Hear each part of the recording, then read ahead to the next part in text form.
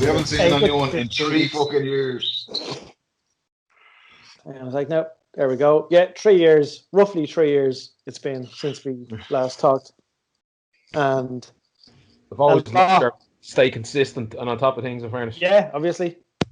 There's been a lot of cards under the bridge, so I think it'd be probably foolish of us to try and catch up on whatever never covered 70 or 80 fucking UFC cards that have happened since. Or we could start now, and like, there's no way people will get fed up after. No way. There's no way to get fed up after 10 minutes listening to us talking shit. No. So what were we going to talk about today was weight cuts. Weight cuts. Which are a constant problem. Constant bugbear, if you will. Not just for fighters, but for cards. So the effects don't just affect the fighter. Obviously, it affects the fighter more acutely, but it also affects the card, and it can also affect the fighter's opponent. So, but I think the big thing is as well, though, especially when it gets into do you remember like John Lineker territory, when you're in around that number 1, number 2 spot, you miss weight for a title fight, it just fucks everything up, especially if they win, or if you're top 5. Like if it's a title fight eliminator, that kind of territory, it really fucks things up. I think John Lineker missed weight like 4 times in a row or something like that. I think it was 4 or 5 times or something like that. Something crazy. That's a mad amount of weight. You look at it, it's just right. It's a number 1 contender fight. Let's say he misses whoever misses weight by whatever 2, 3, 4 pounds. They win spectacularly. The next person in the division, the next best person in the division, is the person they just beat. But can you book a title fight with someone you don't know is going to make weight? No, I don't think so. So you have to be reliable. The which? You have to be reliable in it.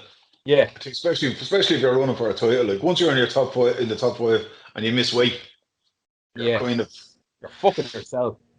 This is the business aspect of it. There's 2 sides to this coin, and I think the business aspect, like what John said, is then if whatever part of your career you're at as a fighter, if you're constantly missing weight or struggling with a weight cut, it puts not only the bosses in a weird position, but the fans as well, that you're not reliable coming up the fights. And if you're climbing the ranks and you have your target set at a top 5 spot or a contender spot or even a title spot, there's a chance that you will get looked over.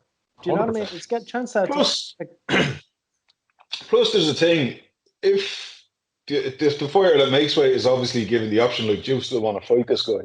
If they say no, they look like a prick. And like, do you move up then? Like, do you think, where do they go after that? Do they get the next number down, like, or up, or they told the fuck off, you push the side, like, where, you know what I mean?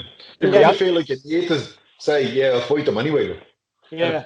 The reality is they probably should say no. I think they should. It should actually be taken out of their hands, because the fighter's just going to say for whatever reason, he just wants to fight. He's been training for months, or like that. He just thinks, if I don't fight, I'll be looked over. Yeah. So I mean, they have to think of their win bonus as well. Exactly. Yeah. Yep. You this way, instead of like 30% fine going to your opponent, your whole purse goes to your opponent. They don't have to fight. Done. Yeah. I think a lunatic that missed weight by fucking 11 pounds last week. 11 and a half pound. 11.5 pounds. The new record for missing weight. Yeah. Apparently he ate bad salmon the day before. Yeah. And he was told to flush it out of him with water. That's his excuse that I read. But the whole thing is, if you're flushing it out with water when you were cutting weight, then your body should be letting go of a lot of that fluid. Of course, yeah. So I don't know if I buy that. There's if you think about it if we just back to the business side of it, I think when you were saying fighters they should, if they feel like it, they should deny a fight with a fighter who has missed weight. That's a fair enough move. I think it should be taken out of our hands.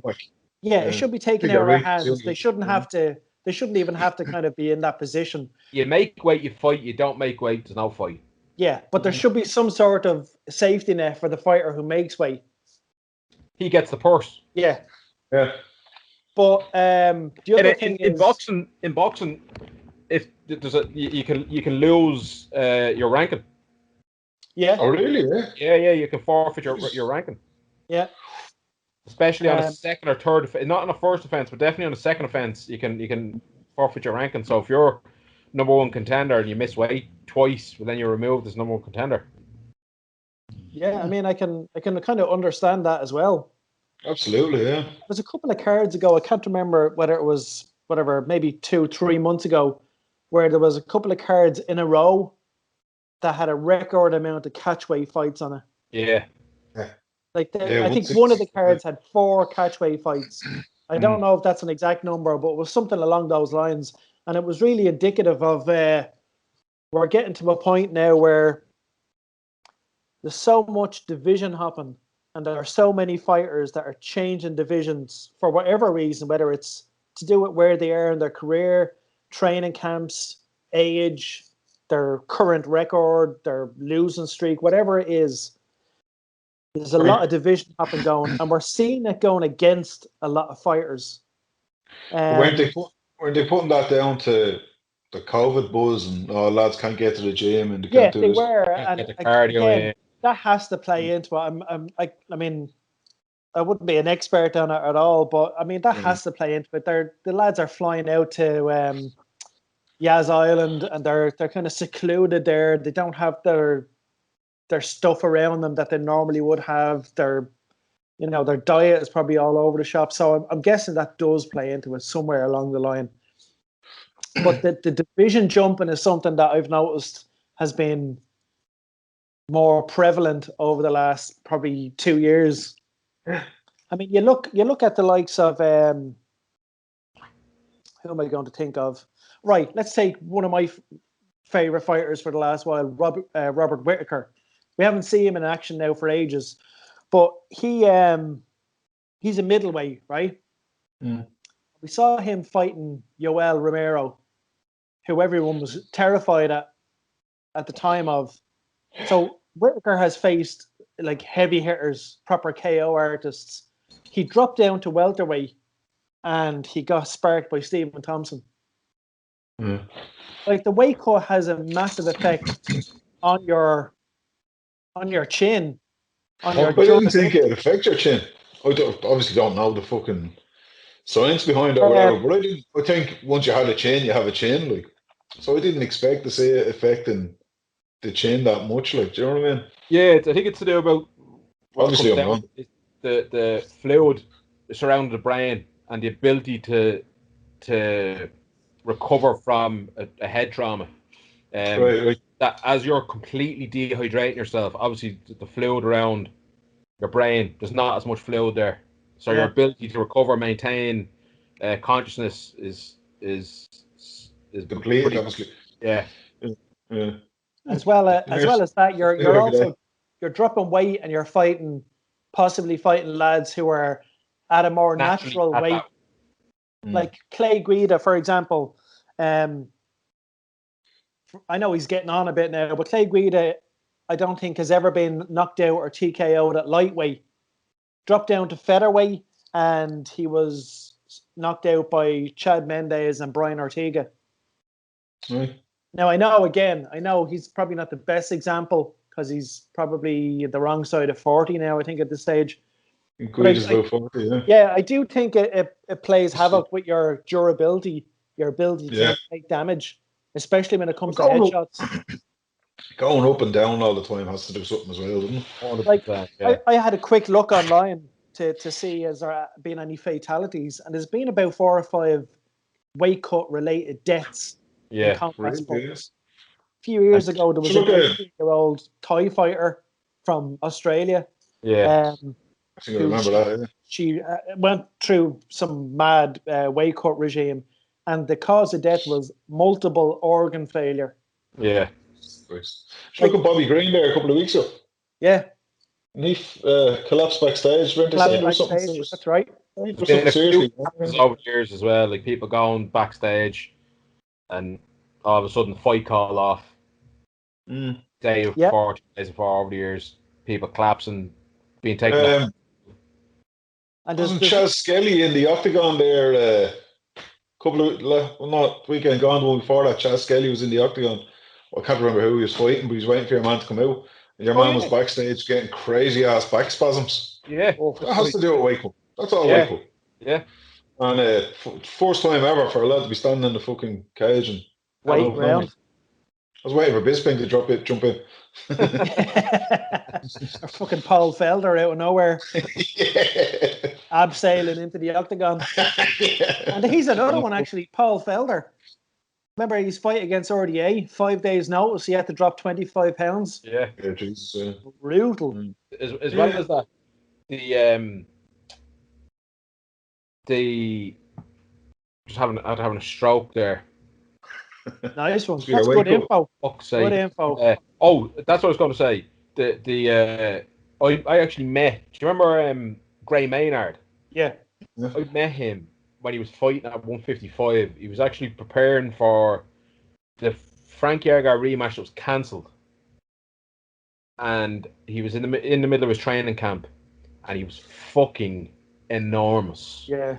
Really? Yeah. I couldn't fucking understand how he made 155, but he ended up dropping down to 145, if you remember rightly. Yep. It's mad. I mean, I couldn't understand how he did it. For my money, how big was he? For my money, the best one. He was about 5. The weirdest one. But he was all muscle. He's a big, huge, broad back, thick chest, massive legs. I was just looking at it thinking, 155, like, how the fuck is he ever making 155? But he always did, in fairness to him. The weirdest one was Anthony Johnson. Yeah. Anthony Humble Johnson. How? Yeah. He fought Vitor Belfort at middleweight. He fought welterweight. He was beaten by Belfort at middleweight. He actually missed weight on his middleweight debut by 11 pounds. That was the previous record until your man last week. What's his name? Oh my God, I don't know. Raphael something. Alves. Raphael Alves. Johnson not go to welterweight, no? He did go to welterweight. Yeah. That's where he was working the UFC. He was going to fight at a fucking heavyweight easily. He's a monster. He's an absolute tank. Yeah. He looks like he's carved out of the side of a wall. He's just a block. Yeah. He is massive. Like, this is someone who could conceivably go toe to toe with the likes of he beat Arlovsky. Yeah. I mean, he's standing toe to toe, and he's fucking welterweight. Yeah. Unbelievable. Fucking nuts. Who else is there?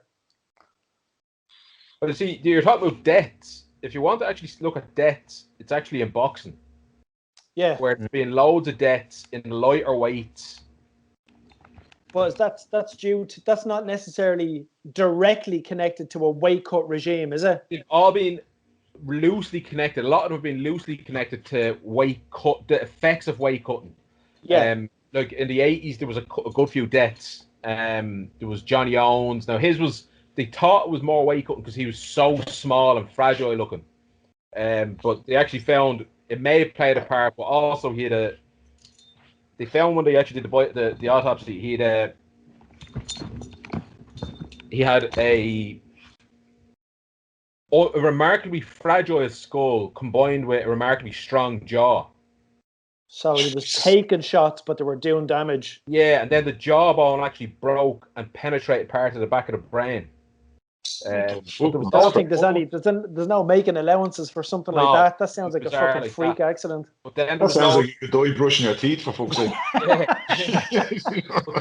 was other ones in the 80s, like there was a couple of Asian guys. There was a fella Kim from South Korea was beaten by Ray Mancini, stopped in the 14th round and died, and he'd been struggling right up to that point. to make the weight. It was a real struggle. He looked horrendous on the scales. Took massive punishment in a grueling fight, and then was stopped in the 14th. But there was a few in around the 80s, and that's when they dropped the championship fights from 15 to 12. Because obviously, if you're already struggling to make weight, you've tried to rehydrate yourself as best you can. Then you're going in, you're dehydrating yourself again through physical exertion in the ring. And when you got into that 12, 13, 14, 15, those last championship rounds, the body was just giving up. There was a lot of death. There was a lot of deaths that at least weight cut played a big part. Played a factor. Yeah. They weren't happening at heavyweights where massive cunts were sparking people out with massive shots that made, those knockouts, you're like, oh shit. Yeah. Like these 6'6" monsters was creasing cunts. They weren't dying.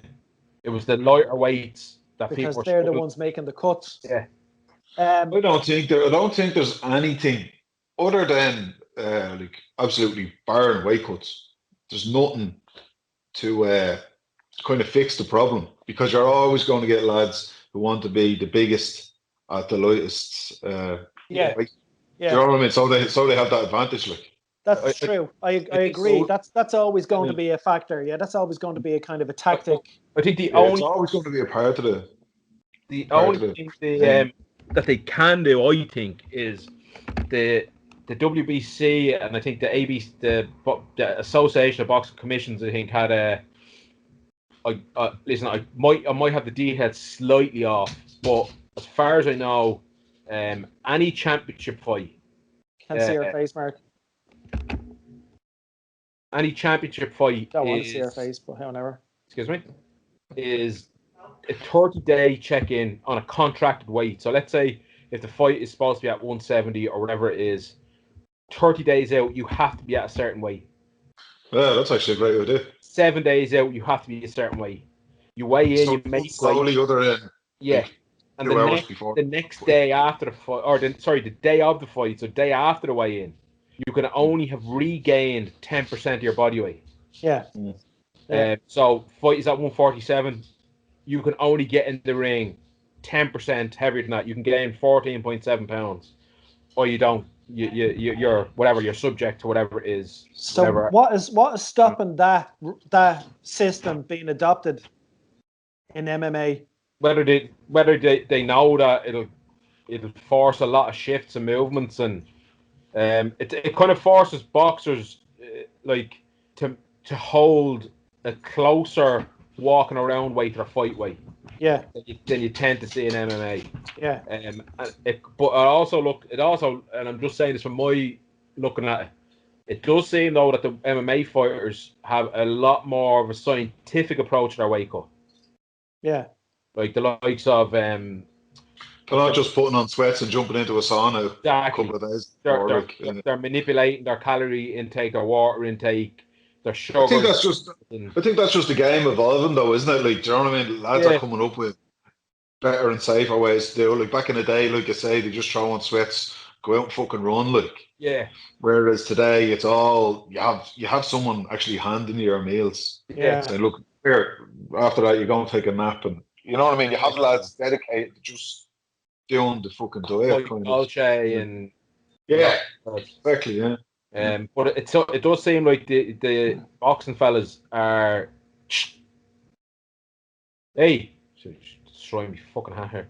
It does seem like the boxing fellas do kind of maintain a kind of a more old school approach. It's low calories. It's for longer periods of time. It's skipping in the sun. It's pure water or fluid release from the body. And trying to get as light as physically possible. Now there are MMA fighters doing this similar stuff, but from looking at it, like there was terrible fights that boxer changed. Like Arturo Gatti fought fella Joey Gomache. I think when they actually got in the ring, like fucking Gatti was like 28 pounds heavier, 26 pounds heavier, or something like that. He knocked him out, massive knockout, really bad knockout. Your man never fought again. You're talking about fighting someone 2 stone heavier than you. 2 stone heavier. That's scary. Like. Massive stuff. Like. That's massive so stuff. I think there was a couple of things that forced boxing's hand, like, to get a handle on it, because there was lads getting badly hurt. There was lads retiring after getting injured. I suppose the Muhammad Ali Reform Act was coming in, and they probably boxing wasn't changing anything to save people. I'd say they were thinking of liability and money. They changed the rules in general. Listen, there's still bad weight cuts, there's still bad fights out there, but I think that if the UFC mixed martial arts don't really make a genuine concerted effort to force people, at least some of the fighters, to fight close to their body weight, they won't. Were they saying about Lineker that time, third or fourth time he missed weight? They were saying if he did it one more time, they weren't going to actually let him fight at that weight. Yeah. They're going to force him to move. I'm surprised they let it go. Calvin Gastelum was the same. Yeah, they forced. Do you know what? Some of the fighters would annoy you because, and I don't want to sound like that fat bloke on the couch. I would have finished him with a head kick, but like Gastelum fucking annoys me. Like, fuck me. It's obvious when you look at his physique. He's not a middleweight. He's carrying timber. He's carrying timber, and he should be a welterweight. And you know for a fact he's not watching his diet. You know for a fact he's not doing. Like, he should be a middleweight, and he could be ripping things up at middleweight. So there's a couple of fighters that just fucking annoy me. Like, you're not cutting weight. Let's fucking be honest about it. And if you are suffering from a weight cut, it's because you're eating like a cunt during your camp. You don't have your diet on point. When you look at someone who's shredded, at least you know. Not only did they try to make weight, but they also have been trained. They're looking after themselves. They fucked their weight cut. They miscalculated something. It's time for their body wouldn't give up the calories because it's now time for them to move weight. You look at the likes of Gastelum and a few others, like, fuck off. Yeah. Paul, we were always saying that about what's his fucking name?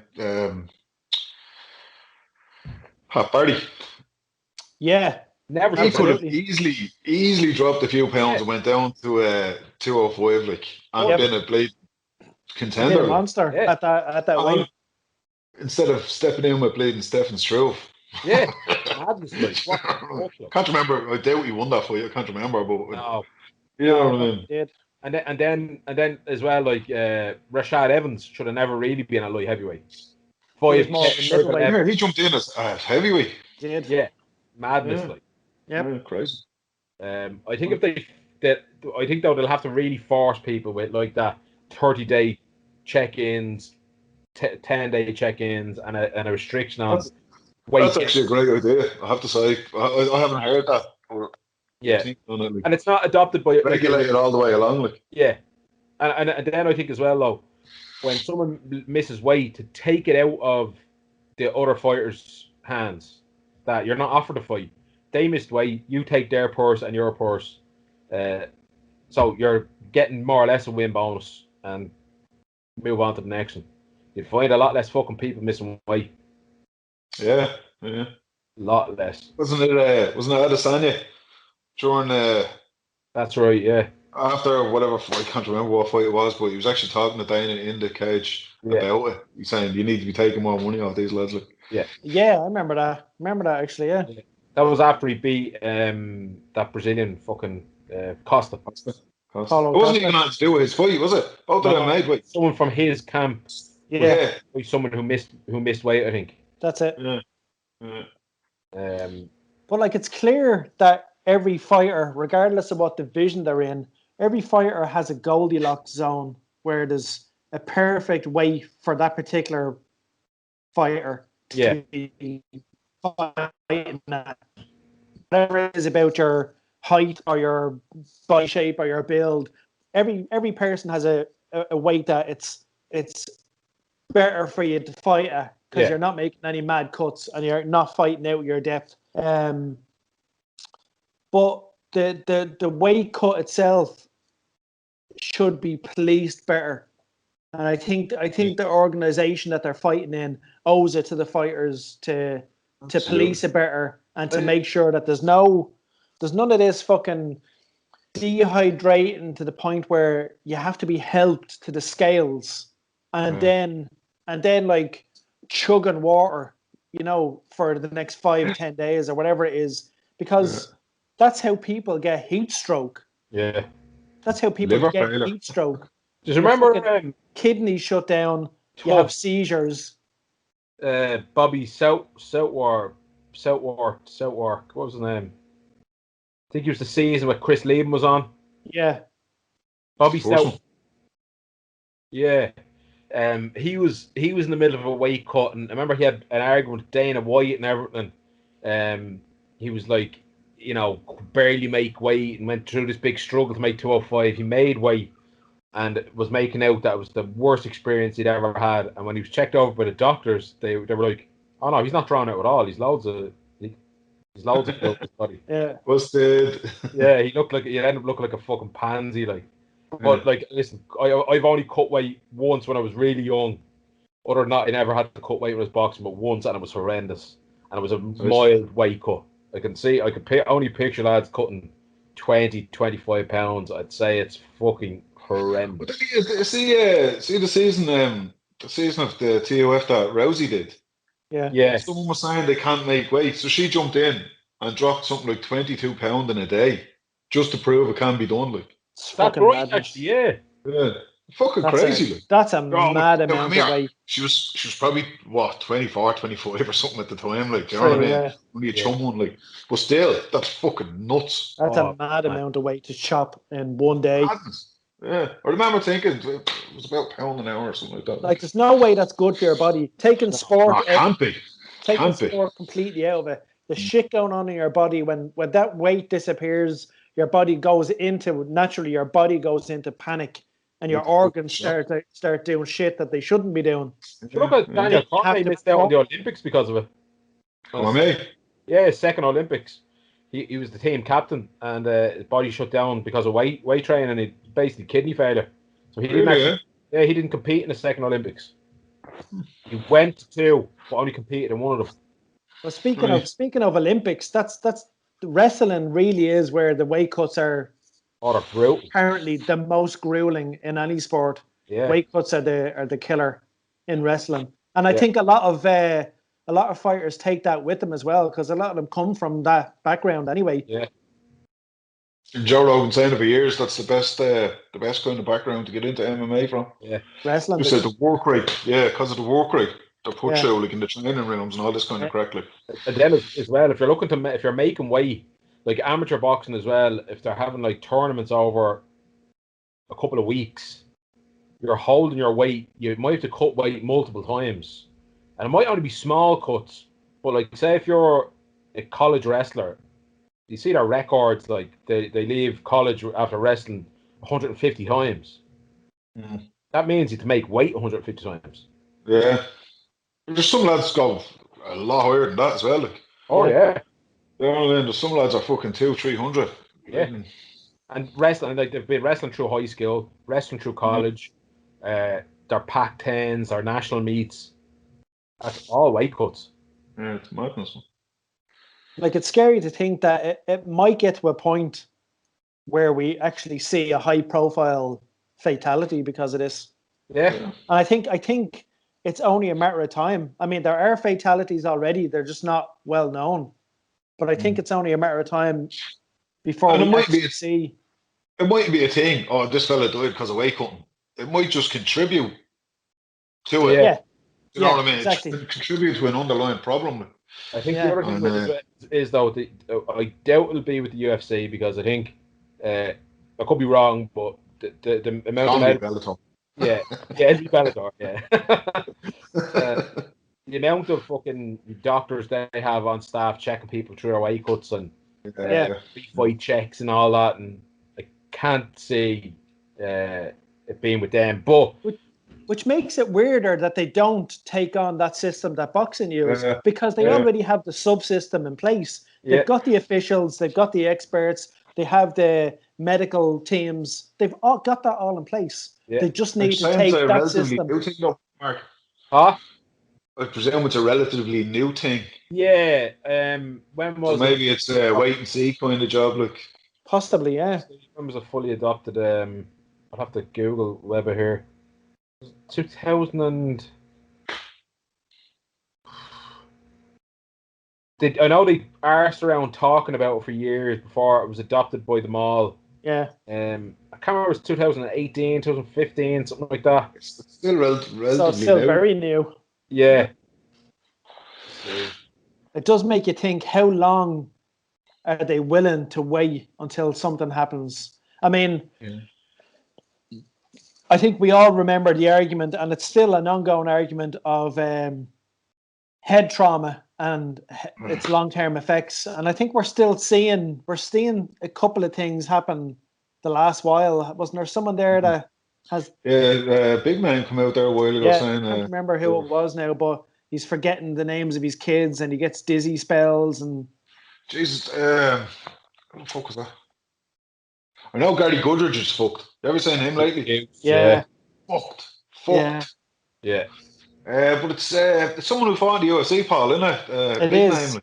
It is, and I cannot fucking remember for the life of me now. But I do remember thinking when I read it. One of the smaller lads, I think. It was someone who never, I don't think he ever quite broke the top 10 in any division. The Kingfisher lad. Oh, what the hell is his name? God damn it. How are we going back on this? Kingfisher, wasn't it? Isn't that his nickname? I think that was his nickname, yeah. Look at us all fucking furiously Googling here.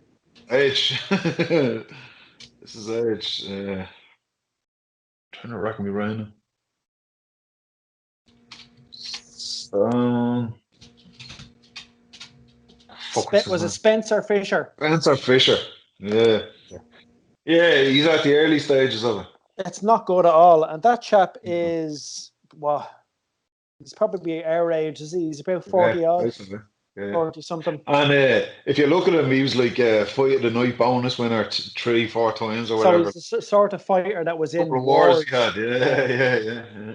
But I think as well, a lot of people forget, like your casual fans might forget that it's not like they see a pro record, right? 15 fights, whatever. But that's 15 camps plus any amateur fights, all amateur club sparring, pre-pro, semi-pro. It's a lifetime of it. It's not. Pull that curtain or move your giant head. It's not just your 10, 15 pro fights. Yeah. It's not Marley just getting in there and doing it. Yeah. You know what I mean? They had 15, 20, 30 amateur fights, whatever it was. They boxed, they kickboxed, they did this, they did that. And then they turned pro. Yeah. You know what I mean? Heavy sparring before fights. Now, in fairness, I actually think the Irish model is very good with the sparring. I remember I boxed under the fellow who actually set up high performance. In the way going on doing high performance with Leinster and a couple of others. But basically, like it's Gary Keegan is out, but basically be like technical sparring 40%, 50%. And then 2 weeks or like say 6 weeks before a fight, you do heavy sparring for 3 or 4 weeks. Basically to replicate the fight, heavy full contact sparring twice a week, 3 rounds to 5 rounds max. 2 weeks out, very little, back to technical, light, keeping sharp, but in higher volume. Yeah. As opposed to this going out and just lashing each other out of it. You know, sparring isn't about winning. That's what I think a lot of coaches and clubs and like you go to I don't do it anymore, but I do go down and do a bit of sparring with a couple of lads. And you kind of see people want to win a spar. And I'd say, lads, it's not about winning the spar. We're all going to work tomorrow. Not about winning the spar. About getting better, learning something, working on something particular, getting a workout in. But you know, even if you're a fighter, I think that the aspect of winning the spar, the mindset is madness. You're winning the spar. Who cares? Yeah. Well, you're actually better off going in. You have a bad habit of doing a particular thing. Your left, your lead left is weak, or you're not getting accurate with it. And just work on that, and you might lose every round, but you're learning. So you're not losing that. You know what I mean? I think it's like remember Robbie Lawler famously said he doesn't spar at all. He doesn't see the point. He says, I already know how to fight. Yeah. They're saying Holloway didn't spar at all coming up to his last right. week. And look at fucking him. He looked like something out of the fucking Matrix. Yeah. That was unreal. He looked unbelievable. Yeah. He really did. Probably he made Carter look like a bleeding amateur there. But I've heard it being said before that break from sparring makes them hungrier to perform better. And then when you go in to actually fight, your head is much clearer, and you don't have any of those hangovers of, I didn't do great in sparring, I didn't do great doing that, and all that kind of stuff. You have a much clearer kind of mindset going into the actual fight. If you look at it, like Mark is saying, you get lads going in trying to win the spar. Like, so if you have lads going in there and you're fucking sparring with them 2 or 3 times a week, whatever, like, and you have lads trying to take your fucking head off. Yeah. You're going into fight night going, this again, like. Yeah. No matter what it is, you're going to be going, fuck's sake, like. Yeah. There's only so many times you get punched in the fucking head without going, for fuck's sake, like. Yeah, fuck this shit. You know what I mean? Yeah. Get this at home, like. Yeah. Who else was there? Uriah Hall recently had seizures, didn't he? Backstage, he had seizures. One of his last fights before he was. That's right, yeah. Remember there was a rumour about Holloway going around that he was after having a bleeding stroke and all. That's right. He missed a fight. Yeah, was he? Yeah. Around that time anyway, people saying, you're after having a fucking stroke, you stroke symptoms backstage and all this kind of crap. Yeah. Yeah, remember that. I don't know if he cuts much weight, like, but I don't know. Who else? Someone else had something. I can't remember now. There was someone on my head. Oh, Mike Perry. Remember his last fight? He missed it by, I don't know. I think he missed it by about 4 pounds or something like that, or 5 pounds. He's also but he stood on the scale and he started giving it all of this shit as if he had made weight. He missed it by 5 pounds. He started giving it all out. Yeah, bitches, yeah. There's something wrong with him. Yeah, he's a fucking agent. He's probably distracted by sparking now lads out in the supermarket. I think he's only getting fights now because of his character. Yeah. Do you know what I mean? Like, yeah. He's kind of it's like a whiter version of the Diaz brothers, but he keeps on dropping the N-bomb like nobody's business. So people are kind of going, I kind of have to watch him. Yeah. In his defense, these earlier fights are pretty fucking good. This is amazing. Perry has received criticism for his use of homophobic and racist slurs in response to complaints by fans and fellow mixed martial artists over his use of the word, and it has in what you call it? Quotation marks, nigga. Yeah. Perry posted a video on social media to state that a DNA test has shown he has 2% African ancestry. What a fucking retard. And I wouldn't mind, he's best mates with is it Tyron Woodley he's best mates with? Yeah, I think so. Is he, yeah? I think so. And they had they're making a rap album. Please, no. Please, God, no. But Have you ever listened to that? He thought that'd be all right. I'll explain to everyone. I'm 2% black. So in that case, grand. No one will have a problem with that anymore. No problem. Not gone, not gone. What a fucking idiot. Like, he is an idiot. That's a fella maybe was taking too many headshots. Oh, yeah, I'd well believe that. I'd actually, all joking aside, I'd actually believe that. Yeah. It's a great video of him and Darren Till, the spar story. Did you ever see that? Yeah. He was going to the spa. I haven't got my shorts. Darren Till's another bleeding character. No towel with me. I don't have my flip-flops. I probably want a fucking spa. Oh, yeah. Daddy. So so we've it's clear that we've sorted weight cuts, right? What I would say though is something to the UFC that. Yeah. Something maybe that might help if they were going to start managing it would maybe either a reshuffle of the weight classes themselves. A reshuffle as in. So I mean, the 265 maybe to be re-examined, but then also the gap between 205 and 265. Is massive. Big, yeah. Huge. So I mean, you've just definitely fellas out there. I think people are on about introducing a cruiserweight. I'm not mad on that. I prefer them to introduce to shift the limit, the light heavyweight limit, to 220 or 225. Yeah, I would agree with that. Yeah. And then you've lads that are walking around at 240. Will be within cutting distance. You just don't sit in the fucking kitchen, can you? He's a fucking goon. He's an absolute goon. Of all the places in his entire gaff, he sits with the sun behind them. What a fucking simpleton. Unbelievable. It's the only spot you can't see the dog licking his balls. That's clearly animal abuse. Peanut butter all over my ball bag. Amazing. I mean, do you know what's funny? Is the size of that fucker's head, and it's still not fucking out the sun. Look at that enormous, ugly fucking cube head. Slightly off topic. But reshuffling the weight class. Yeah. They have been talking about that for years. Maybe, and like have it maybe just. Oh God! Move your fucking enormous head. Maybe have it just light heavyweight goes to 225, middleweight goes to 200.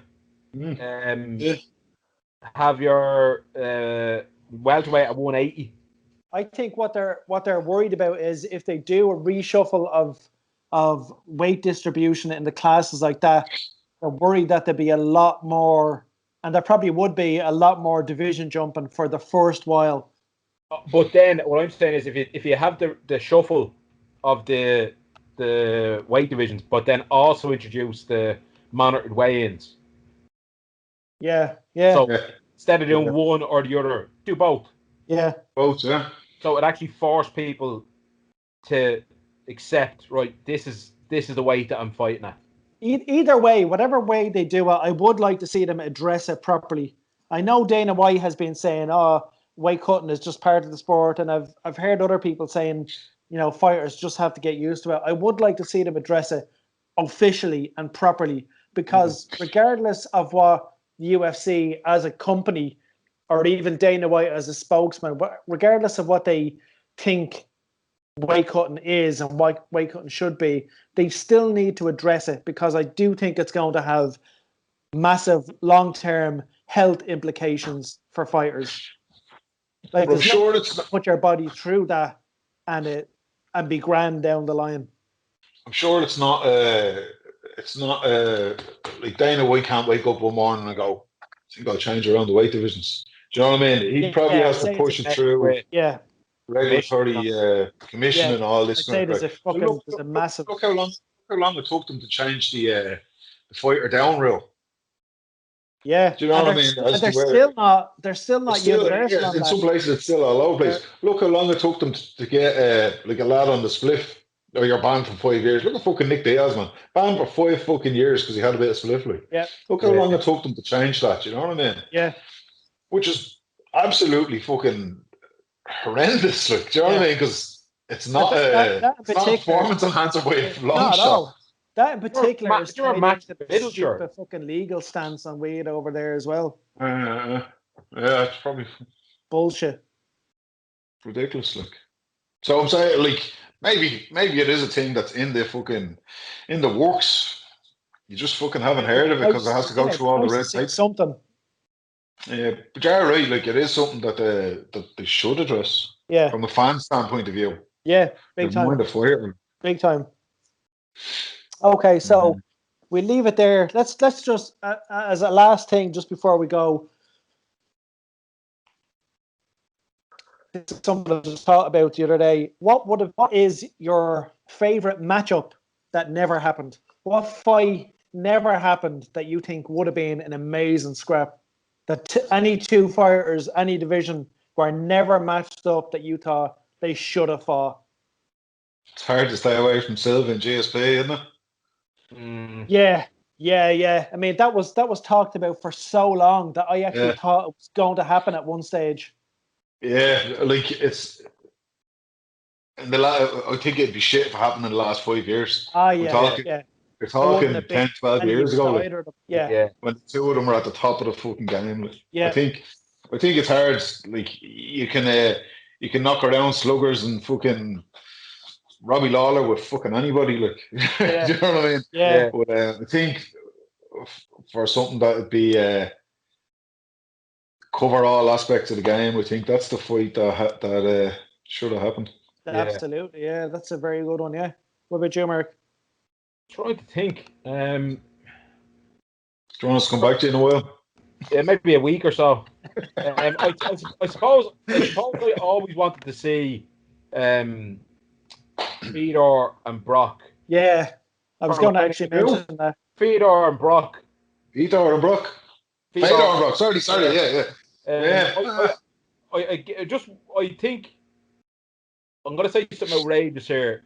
I think Fedor was a little bit overrated. So do I went and I dug into his record one day, and the fighters he fought, listen, he fought some monsters, but the fighters he fought, I think at the end of the calculation, like, I think the win-loss ratio was like 55-45 or something like that. You know, he wasn't fighting the best all the time. But lads fought with like records like 6 wins, 9 defeats, 2 draws, and 0 and 3. You know, this kind of shit. He was a fucking top fighter, but I don't think we'll ever know, because he wasn't fighting top fighters regularly enough. He fought a lot of nobodies. Come here, now that you just jump in there when you're talking about his record. Khabib is the same. Yeah, a lot of nobodies. Yeah. Like a lot of the Russian lads coming out going, I'm bleeding 400 and 400. No, a lot of them are like they were fighting their granny in the kitchen. Like,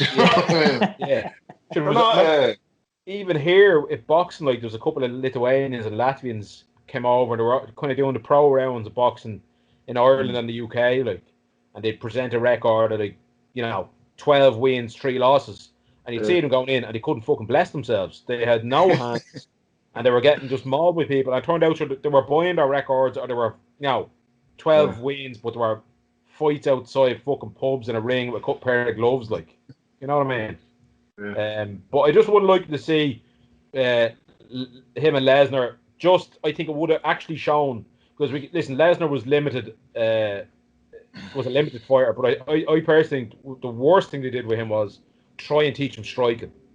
They should just let him be a specialist, double leg the fuck out of people, literally spend all his training camps getting timing down from strikers, and just double leg the fuck out of people and then smash. Yeah, over in fight, like, did he shoot for any takedowns on that? Yeah, one half-hearted one. One half when he was fucking hurt. Yeah, that's what it was really. It was more a reaction takedown than anything like that. You would think he should know. Like, if you're fighting a kickboxer, you're either all the way in and all the way out. He was like just floating in kicking range all the time. Yeah. Didn't know how to handle a striker. Yeah.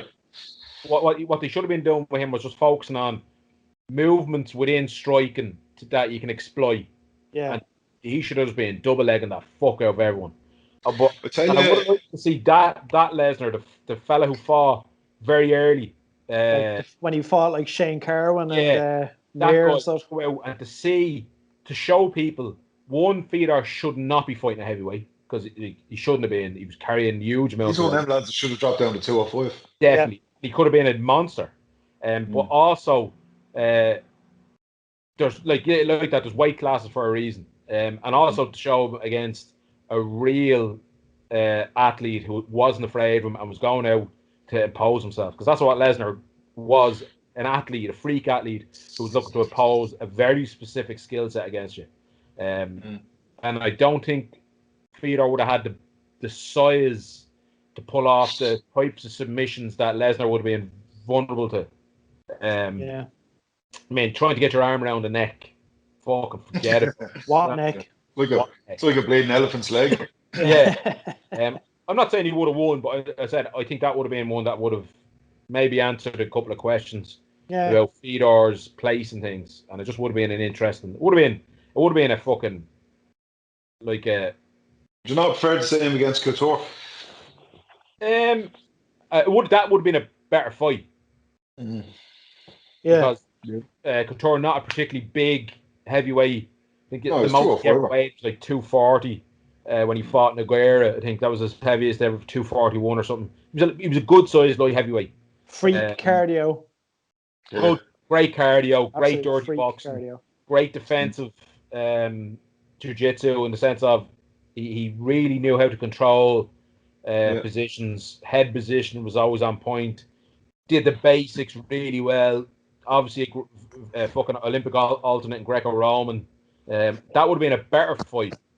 But I just would have liked almost like the freak show element of Fedor and Brock. Yeah. For my money, it'd have to be the one fight that I'd always wanted to see. I don't mean always wanted, but when both fighters were kind of knocking around at the same time, was Frank Mir versus Verdum. Oh yeah, you're always saying that in fairness. Yeah. Man.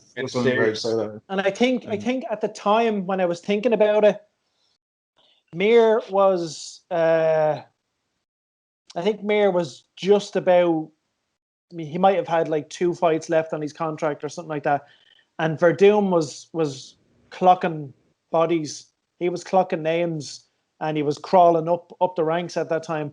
And his striking was there was a point in Verdum's career where his striking just out of nowhere was absolutely top notch. Like, I don't mean elite level striking, but for someone who didn't have a striking background, he looked really comfortable striking.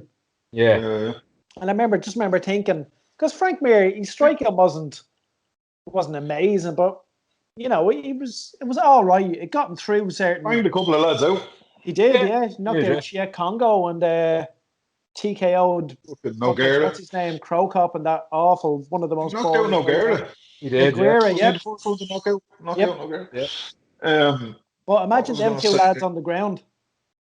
Yeah. Heavyweights, both of them top level submission specialists. Yeah.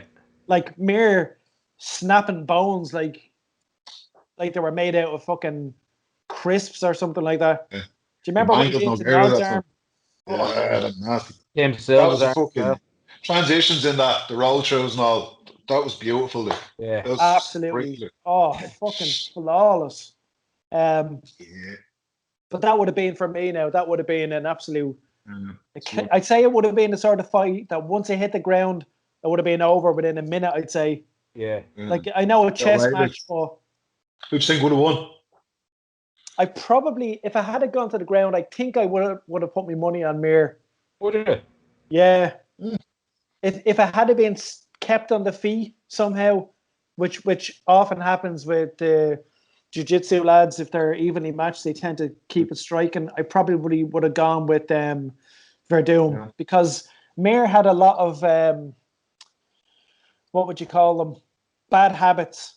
Yeah. Where if someone was pushing forward against him striking, Mir had the habit of going back in a straight line, just turning up and walking back in a straight line, head down. Yeah. And there was loads of times when he was caught out of.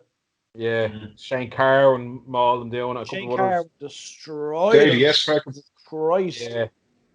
JDS murdered him as well. JDS, yeah. There's a couple of fighters who, obviously good strikers, when he turtles up, were able to step back and pick their target. That's what happens. You turtle up, turn your face away from your opponent, gives your opponent the chance to step back, look at what they're doing, and lay one on you. Yeah. I think I had to hit the floor. I think it might have gone a little bit longer, and I don't know why I'm thinking Verdum maybe. I mean, Verdum was amazing. I mean, if he had won, I wouldn't have been surprised. Yeah. It's not like one of them would have surprised me. I just think Mir was. I just got the feeling that Mir was. What's the word I'm looking for? More cerebral his approach, and unbelievably aggressive when he got hold of something. Yeah. Yeah, he went all in. Yeah, he's fighting finishing. He won submission over position. He was really submission oriented when he hit the ground. Definitely. Isn't he fighting on that bleeding boxing card with Ben Askren? Fighting Antonio Tarver. Why I don't understand, and I don't mean he can do what he wants, but I don't get this kind of new era we're in where lads, and then fighter with moves to YouTube boxing. channels are getting title fights and all this kind of crap. I don't get it. It's all about the dollar. That's the It's main. all about the dollar. The real reason is boxing is fucked. Yeah. Boxing's in as bad a place as it's ever been. Yeah. You know. Well, I tell you what, let's leave it at that, because I think the whole boxing thing and where it's at could take an hour episode by itself. Yeah. Like, we could honestly, and I don't really know that much. What? I have a question there. Is who's your fighter that you're keeping an eye on nowadays? Anyone up and coming that you are like? I'll start it off because it's my bleeding question. Obviously, give us a minute to think. Kevin Holland. Yeah. No, I'm talking about. Yeah. 100%. That lad's unreal, man. He's Kevin Holland, yeah, for sure. I'd actually have the same answer, because he's the breakout fighter of the year. This performance has been fucking hell. Yeah. And it's like something just flipped the switch for him. Yeah. And all of the last year and a half. Unbelievable. Yeah, he's got to be challenging for a title within a year, I'd say. Within a year, 18 months. Is he ranked? 4 or 5. Is he? I think so, because he smoked fucking Jacare. I think that got him in the top 5. True, yeah. That was a good fight. I didn't know he was that high. I didn't know he was ranked that high either. Like, but yeah, he'll fight for the title. Guarantee it. I think there's been a switch. Actually, now that you say it, I remember him. I think it was after the Jacare fight. He was shouting at Adesanya. Adesanya was catch side. He's ranked 10. Okay, 10, that makes more sense. I thought it was higher, but 10, yeah. He needs a top 10 opponent now. I know. What was Jacare when he fought him? 6. Maybe he was actually, yeah. 6 or 8. 6 or 8. Jacare has dropped completely out of it. Okay. I think his next fight realistically has to be against someone in the top 5, or like. I'd like to say that. Ahead of him is Uriah Hall is at 9, Gastelum is at 8, Brunson is at 7, Jack Hermanson, Marvin Vittori, Darren Till, Gerard Cannonier. Till. I'd like to see him fight Till. Yeah. Fight. I'd say you take Till. I think Brunson's lined up to fight someone soon enough, I think. I could be wrong. But I'd like to see him fight Till. Yeah. I'd have to agree with you on the standout fighters. I mean, I know there's what's his name, Machayev as well. I've been looking at. Is it Machayev? Shemaev. Did you see the thing I put up there this morning? Fucking. Apparently, they just can't get that cunt to sit still. Yeah, that's what apparently. And he's not supposed to be training at all. Sure, he's not. Yeah. Apparently, he's really fucked with COVID. Look. Yeah. And apparently they have him on. I was reading that Dana White statement there this morning. They signed to have him on some fucking mad, crazy bleeding steroid, trying to get him over this. Then he won't be able to fight until that's out of his system, obviously. Yeah. Yeah. So it's going to be a while before you see him. I think, wasn't it? Your man Holland was calling him out, wanting to fight. Yeah. Just goes to show he's he thinks he's in the mix as well, you know. Yeah. I still have my eye, and I know we haven't seen him. Well, I think he last fought last year, probably towards the end of last year, and it was a weird fight. Sean O'Malley got bet by Chito Vera there the last time. Yeah. Injured himself, didn't he? Injured his ankle or something, was it? Yeah. Come here, what they were saying I was watching fights there from the weekend, and I can't remember who was saying it, but apparently they were talking about leg kicks, calf kicks specifically, and they were saying if you hit a nerve in there, it just deadens your leg. Just shut your leg down. They're saying it happened to him, and it happened to what's the little guy, Triple C, whatever he's fucking calling himself these days. Cejudo. Yeah, remember his fucking foot went all wonky there. Remember that? I thought he'd actually broken his ankle because his foot was kind of... Who was that against? Can you remember? Oh. Who was that against? That's a fucking good one now. That's going back. That's last year as well. Going back, and that's even longer, I think, Paul. But they reckon you hit some nerve in there, and that's what happens. Yeah, it just shuts down the Yeah, so apparently O'Malley's not injured, just hasn't fought. I still think he's one to watch. I still think he's one that once he's because he's still young. I think he's only like his fucking 20s or something like that. Did he come off that Contender Series? Contender Series, yep. I can't remember who that was that chopped up Cejudo. I don't know. I couldn't tell you. Was it Marlon Moraes? That's exactly. I was just about to say that. Was it Moraes? Remember, you had a tough first round, and then Cejudo came back. Yeah, maybe you're right. Yeah. He's another one I like. I like Marlon Moraes, have to say. Yeah, I do. Yeah, but I think slid a lot lately, isn't he? Huh? He slid a lot lately. He has, but he's still in the top 10. I thought he was definitely a contender there a while back, but he's been sparked a couple of times now. Yeah, he's 1-3 in his last 4 fights. And they've all been. Do you know what? I'll go on something different than just to make it interesting. I would say the one to keep an eye on, and I think the reality is he shot up the rankings very quickly, but he's not around that long really, is Corey Sandhagen. Oh, yeah. I like Corey Sandhagen as well. Yeah. He's only sparked there. He sparked someone with a spinning kick or something, didn't he? Frankie Edgar Frankie Edgar there with a flying knee. That's the one. Only before that, wasn't he knocked out? He was submitted by Sterling. Oh, by Aljo. He was dropped before he was submitted, wasn't he? He's only been in the UFC since January 2018. Jesus. But if you look at his record, it's KO, TKO, submission, TKO, KO.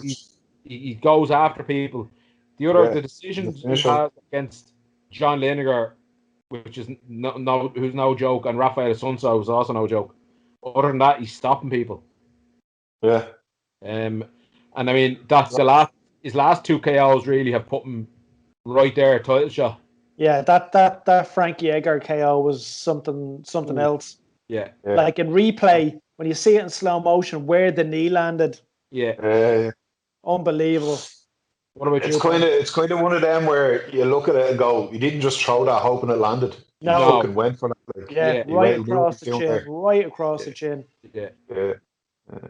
What about you, Paul? Who's your standout? Mine was Sean O'Malley. Oh, Sean O'Malley, yeah. I like his style. He's fast. Yeah, he's great to watch. He's smart. Yeah, he is entertaining as well. Like, so I think he has a lot of the correct tools. I think he's being unlucky to a certain extent. Yeah. Unlucky in that cheat over everyone. Definitely, yes. Other than that, he's undefeated. Yeah. But he has had injuries, I think, hasn't he? Yeah, he's had a couple, Yeah. What I'll say now is that we've picked 3 standout fighters, and the next show we do in 3 years' time, we'll be able to talk about their retirement fight and how we feel about their career in retrospect. Yeah, exactly. Sounds fun. All right, then let's leave it there, gents. All right, I'd like to say quick one. Hang on there. Come on, man. Just before we go, 3 title fights coming up this weekend. Who's your pick for the 3 of them? Oh. Let me just check now. Let's have a look so I don't get it wrong. Who was fighting? We've got Adesanya and what's his name at 205? Jan Blachowicz. There's Sterling and Jan, and then there is Nunes and Anderson. Right, I think I go first. I think Nunes has that fight done in a round if she wants. If she turns up in any way focused. Now I know they're after adopting a kid. Some people after their first kid or second kid. Your woman had that. Your woman dropped that. Yeah, they not that matters, people. Yeah, they just sometimes their head isn't quite in that kill zone that you need to be. But if she turns up with her head in the right place, I'd say Anderson's gonna be lucky to get out of the second round, out of the first round. I think the Jan Sterling fight for me is a wash. I'd probably struggle to pick. I think it'll come down to listen, as most fights do, who gets it, who dictates the pace. If Sterling lets lets Jan push him back because he's aggressive without making him pay and respect him. I think it'll be a long night for Aljamain. But Jan, I'd want to watch because Sterling's his ground game is not to be slept on. And then I'd say for the Blachowicz fight, I think what you're going to see is a very, very good fighter against a possibly great fighter. And normally a good big one will be a good small one. But I think when you have a good big one and a great small one, the great small one will do it. So I think... You think Adesanya? Yeah, I think Adesanya will just be a bit clinical and a bit precise. I think if you look at Blachowicz, listen, the one thing you can't overlook is he has one shot power that'll put anyone to sleep. But if you look at what he does, it's all good, but it's all relatively basic. Yeah, of course. Well-structured boxing behind a double jab and a slip. He's a right hand, left hook, right hand. He's a decent low kick. He's a black belt in jits. His takedowns are good, but nothing spectacular. He's good at everything. But I think when you're looking at Adesanya, you're looking at potentially one of the best middleweights that we've seen. I don't particularly like him to listen to, but if you look at his tell us how you really feel. If you look at his accuracy, against Brunson, he was hitting him as he was moving, as he was falling, like he was just bang, bang, bang. His accuracy is next level.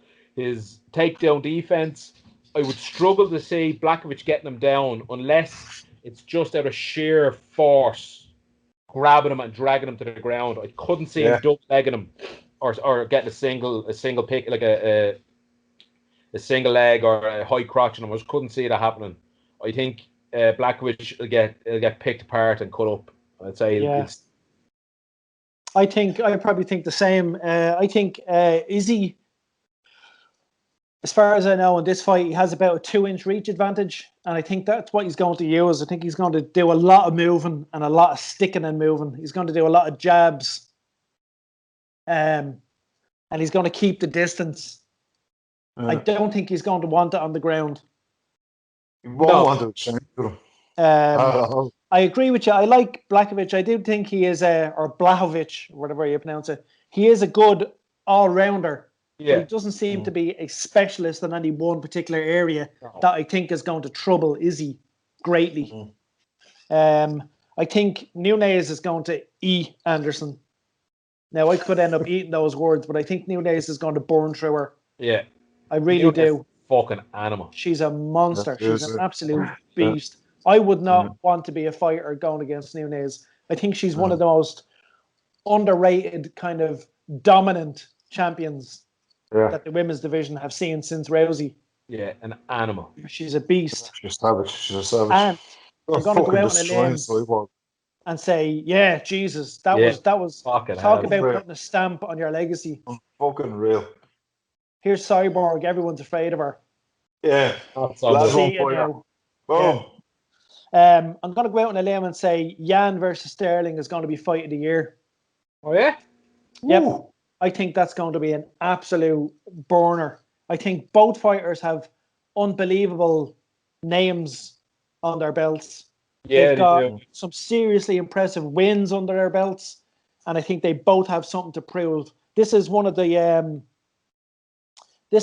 things where Jan now has a chance to kind of cement himself as a good, legit champion. Not saying that he's not already at all. What I'm saying is this is a chance for him.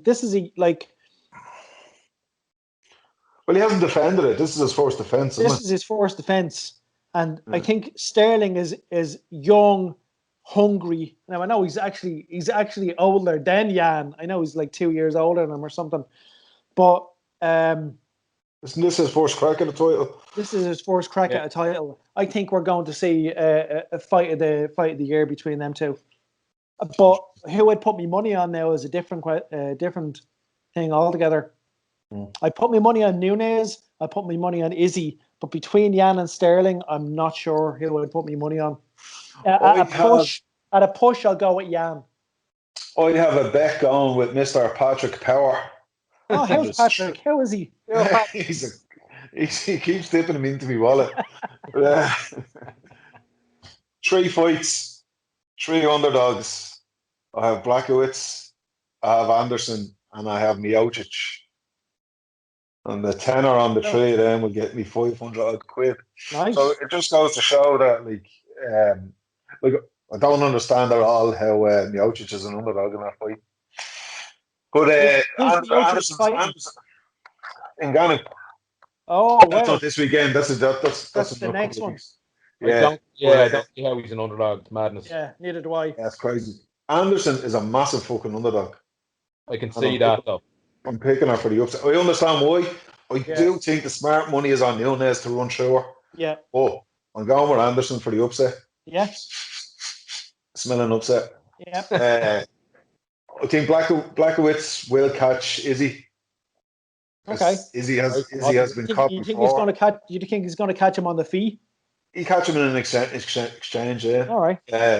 Seeing Izzy being caught before, a couple of lads, he has been sparked before, as we know in kickboxing. Yeah. So I just think, come here. The smart money says Izzy, Nunes, and Jan. Yeah. That's the smart money. But as we fucking know, upsets can happen. Oh yeah, big time. That's what makes. I thought you were going to say smart money says this, but I'm a stupid cunt, so I'm going to say something else. Well, I am saying that in a roundabout way. I wait till I'm looking in the mirror to insult myself. The way I can see me heart breaking. But